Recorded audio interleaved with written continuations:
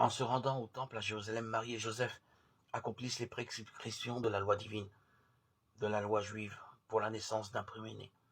Dans la tradition juive, le Père consacrait au Seigneur son Fils premier-né par une offrande en souvenir de la libération d'Israël de la servitude d'Égypte. Par ailleurs, la loi déclarait toute femme israélite impure après un enfantement. Pour sa purification, la mère devait alors offrir à Dieu, si elle était riche, un jeune agneau et une colombe.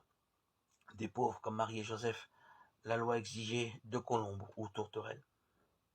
Une fois encore, la nécessaire observance de la loi va conduire les parents de Jésus à entrevoir la radicale nouveauté de l'alliance que leur fils vient accomplir.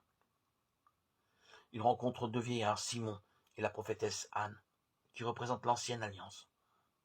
En quelque sorte, comme le feraient des grands-parents qui transmettent un relais, ceux-ci accompagnent Jésus, Marie et Joseph au seuil de la nouvelle alliance.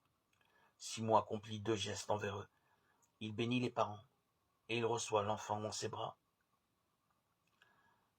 Bénédiction et accueil du don de Dieu. Voilà les attitudes que cette fête peut déployer en chacun de nous, afin que comme Simon, nous ne vivions plus dans les temps passés, mais que nous envisagions l'avenir en paix.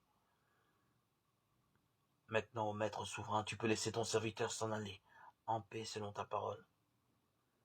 Car mes yeux ont vu le salut que tu préparais à la face des peuples, lumière qui se révèle aux nations, et donne gloire à ton peuple Israël.